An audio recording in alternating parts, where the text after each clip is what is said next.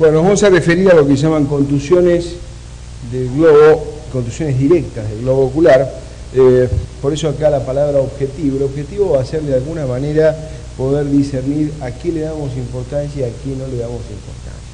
Yo creo que con esto todo traumatismo del globo ocular merece ser estudiado de entrada y después a la semana, a los 15 días y a los 45 días.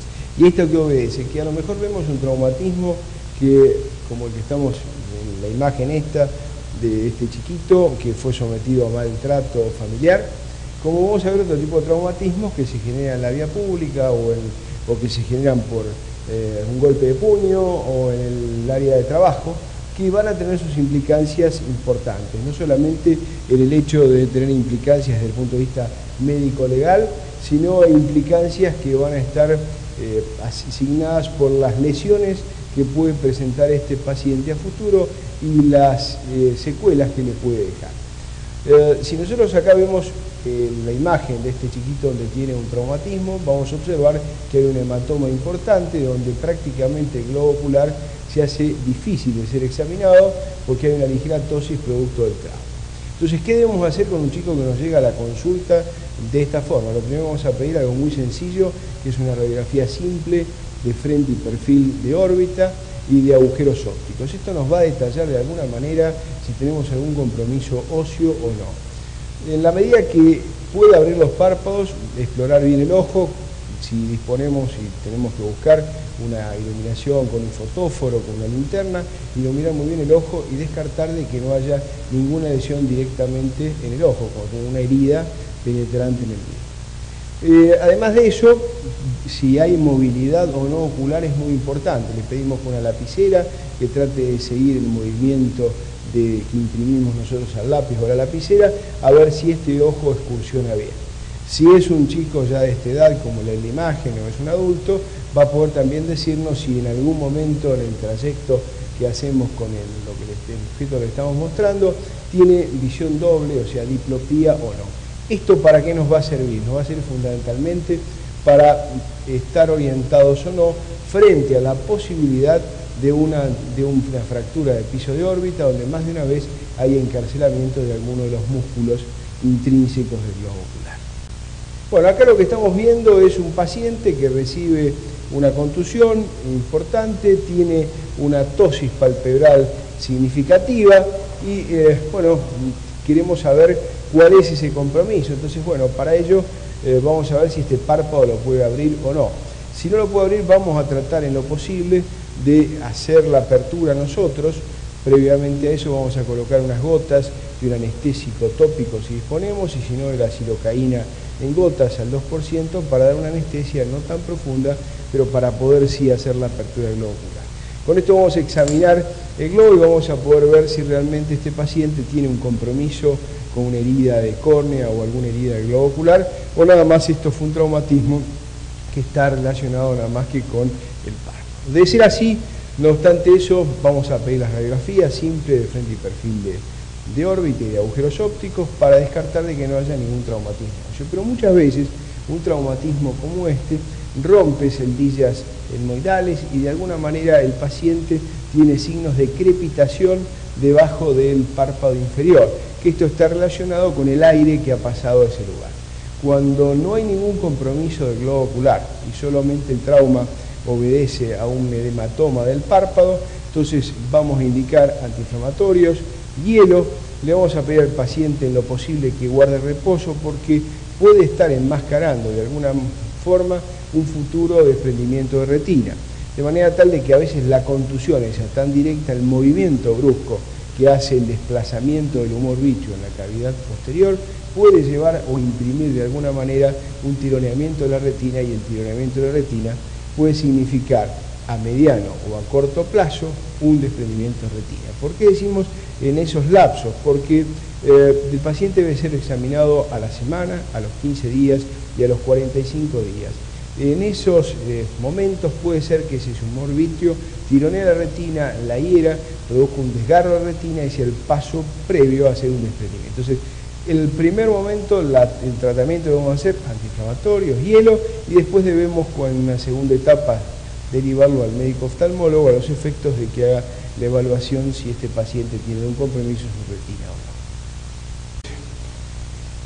Bueno, la imagen que nosotros tenemos obedece también a un traumatismo del globo ocular directo, donde podemos observar que este paciente no tiene un compromiso de los párpados, ni superior ni inferior, pero sí, si examinamos el área visual o el área pupilar, vamos a ver que hay una colección hemática importante donde guarda un nivel. Esto es un IPEMA. IPEMA es la colección de sangre en la cámara anterior.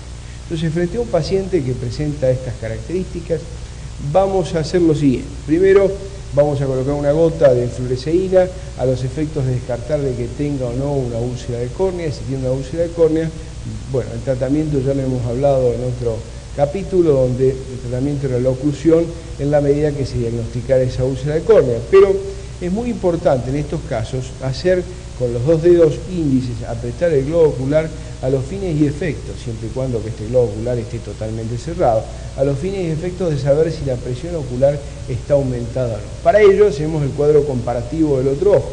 Para eso no es necesario, y jamás lo hacemos tocando directamente el globo ocular, sino por encima de los párpados, y vamos a hacer la comparación, si este globo ocular tiene la tensión ocular elevada o está igual que la del otro. En caso de estar con la tensión ocular elevada, cosa que es bastante frecuente en estas colecciones hemáticas en la cámara anterior, lo que vamos a hacer es indicarle acetazolamida, que son inhibidores de la anhidrasa carbónica, le damos 500 miligramos de entrada y un comprimido de 250 cada 6 horas. Si la presión fuera muy dura, ya el paciente se quejaría, fuera muy elevada, perdón, el paciente se quejaría directamente de un dolor exquisito y a veces se acompaña esto de náuseas y de vómitos. En ese caso vamos a tener que hacer un goteo de un diurético osmótico, el manitol, goteo rápido, 80 gotas por minuto, a los fines y efectos de bajar la tensión ocular. Posteriormente prescribiremos un medicamento que es atropina al 1% en gotas, de manera tal que indicamos una gota cada 8 horas, le pedimos que el paciente guarde reposo en posición semisentado. Ese es el primer tratamiento que hacemos en la guardia de clínica médica, para después ser derivado al oftalmólogo a los fines y efectos de hacer seguramente una ecografía. La evolución de estos sangrados en la cámara anterior pueden conllevar un aumento de la presión ocular, es un glaucoma secundario, pueden generar una catarata traumática, pero también pueden generar problemas en el polo posterior a nivel de la retina. No obstante eso, el primer tratamiento es el indicado recientemente, la atropina, le damos diuréticos osmóticos de entrada, acetazolamida cada 6 horas. No olvidemos que la acetazolamida es un inhibidor de la anhidrasa carbónica y produce una depresión de potasio y de sodio, así que debemos cuidar de que este paciente no tenga pérdida de potasio, así que le damos, si no tiene ningún problema alimenticio o metabólico, una banana por día a los fines y efectos de compensar la pérdida de potasio. Posición semisentado, inclusive para dormir, no se puede agachar y esperar a que este IPEMA se reabsorba.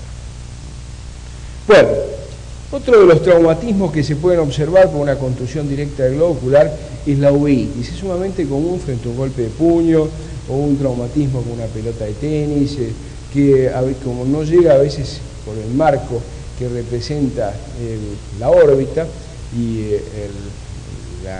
el cráneo, eso protege de alguna manera el globo ocular y no lo llega a veces a abrir. De manera tal de que entonces tenemos un golpe que es una contusión directa, pero que no llega a ser tan directa en el globo ocular como para hacer un estallido del globo. En esos casos es muy común que se produzca un colapso, una inflamación muy importante en el segmento anterior del ojo y genera lo que se llama una iridociclitis o uveitis, o sea, afecta la uvea anterior. ¿Y esto qué es lo que nos va a engendrar? Una disminución de la agudeza visual, con un dolor importante en el globo ocular, y como podemos ver acá en la imagen, vemos una pupila que presenta una deformación, una pupila que tiene una reflexia. Si este paciente fuera examinado oftalmológicamente, bueno, veríamos otros signos que no se pueden observar así a simple vista, sino que con la lámpara hendidura, que son el fenómeno de Tyndall, ese fenómeno que alguna vez hemos estudiado en física biológica, que era la suspensión de partículas, y esas partículas generalmente son de peso molecular importante, que una de ellas es la albúmina, que se depositan en el endotelio de la córnea y forman precipitados. Pero esto ya sería resorte directamente del oftalmólogo, pero lo que nosotros tenemos que ver acá que hay una pupila deformada. Esa pupila deformada nos está hablando que seguramente estamos frente a una uveitis, y conjuntamente con el dolor que había hecho mención y con el antecedente traumático. Entonces, hasta ser derivado de este paciente al oftalmólogo, lo que deberíamos hacer en este caso es prescribir un colirio de atropina. La atropina tiene como virtud dos cosas: una, poner en reposo el ojo, y otra, además, dilatar la pupila, evitar las inequias que se pueden producir cuando aparecen estas afecciones. Además de eso, le damos un corticoide en forma local, tópico, cualquiera de los que hay en plaza, dexametasona o prednisolona, una gota cada 2 horas. Decimos una gota y no más de una gota porque el fondo del saco conjuntival inferior tiene cabida para una sola. Si colocamos más de una, la segunda gota lava la primera y no entra ninguna. Acá podemos ver en esta imagen otro enfermo que presentó una uveitis. Ustedes ven que esa pupila está sumamente deformada, prácticamente tiene una imagen muy irregular, y es producto de las secuelas que quedaron de esta uveitis, que son las inequias. Esto le va a dar una pupila con una deformación importante, con una fotofobia importante, pero es una de las secuelas que nos dejan estos traumatismos producto de que generaron una uveitis. Otra contusión directa en el globo ocular puede producir una luxación del cristalino. El cristalino está regido y tiene una movilidad a través de una célula, que es la célula de zinc, todavía hay unos músculos que intervienen en el fenómeno de la acomodación. Pacientes que tienen una edad avanzada, es muy frecuente que esa célula de zinc no tenga la misma fuerza o el mismo poder que tiene la gente joven, y entonces a veces por un traumatismo severo en el globo ocular puede desplazarse este cristalino hacia la cámara anterior o hacia la cámara posterior. Una de las formas de podernos dar cuenta si este cristalino está en su sitio o no es a través de un mecanismo que se llama iridodonesis. La iridodonesis son los movimientos o temblores que tiene el iris de acuerdo a los movimientos del globo ocular. Le pedimos al paciente que mire en forma horizontal para un lado y para el otro, despacio, y vamos a ver que hay un temblor del iris. Si el temblor es en todo el esfínter pupilar, estamos hablando de una luxación. Quiere decir que el cristalino ya no está más en su lugar, no tiene ese apoyo que contaba el iris con la cápsula anterior del cristalino, por eso tiene ese movimiento o iridodonesis. Si ese movimiento es en forma parcial, hablaremos de lo que se llama una subluxación de cristalino. El tratamiento acá, bueno, va a ser la derivación al oftalmólogo con el diagnóstico de subluxación o luxación, porque en la medida que se luxe puede generar otro tipo de complicaciones que son ya patrimonio de la oftalmología y que son de aspecto quirúrgico. Acá estamos viendo otra imagen donde vemos una luxación total del cristalino, un cristalino cataratoso, por eso esas características bien blancas. La catarata es la opacidad del cristalino. Esa opacidad, si es total, como en este caso, hablamos de una catarata total. Este es un paciente de edad avanzada, paciente anciano que recibe un traumatismo severo, y este cristalino tiene la virtud digo la virtud porque es una suerte en realidad, de haberse desplazado o haberse luxado a la cámara anterior y a la cámara posterior, siendo así la cirugía. Acá estamos viendo otra imagen donde vemos una luxación total del cristalino, un cristalino cataratoso, por eso esas características bien blancas. La catarata es la opacidad del cristalino. Esa opacidad, si es total, como en este caso, hablamos de una catarata total. Este es un apoyo. De manera tal de que acá estamos viendo ese cristalino que está en la cámara anterior, así que es muy fácil hacer el diagnóstico porque vemos algo que está ocupando entre el endotelio de la córnea y el iris, esa masa blanca que es justamente la presencia de ese cristalino cataratoso. Edad avanzada, paciente anciano que recibe un traumatismo severo, y este cristalino tiene la virtud digo la virtud porque es una suerte en realidad, de haberse desplazado o haberse luxado a la cámara anterior y a la cámara posterior, siendo así la cirugía mucho menos compleja, pero la indicación sine qua non de esto va a ser la derivación al oftalmólogo a los efectos de la exéresis quirúrgica, extraer ese cristalino e implantar una lente intraocular que seguramente va a ir suturada, porque no va a tener base de apoyo.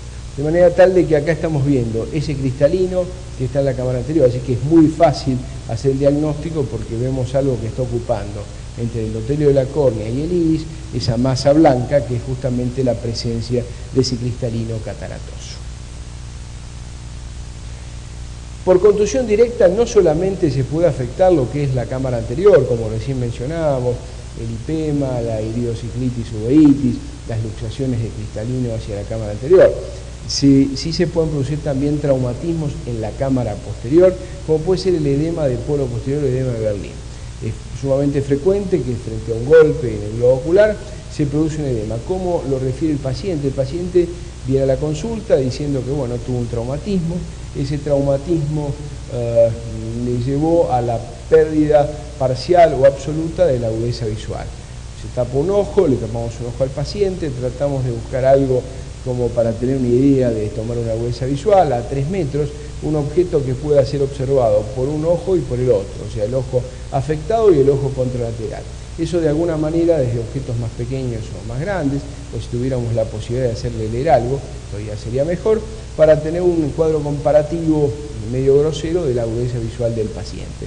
De esa manera vamos a poder saber si algo está pasando. Si esta agudeza visual está disminuida, el paciente nos refiere que siempre tuvo muy buena agudeza visual, que nunca usó ninguna corrección y que además fue examinado por el oftalmólogo en alguna oportunidad, nos dan un indicio que algo está pasando.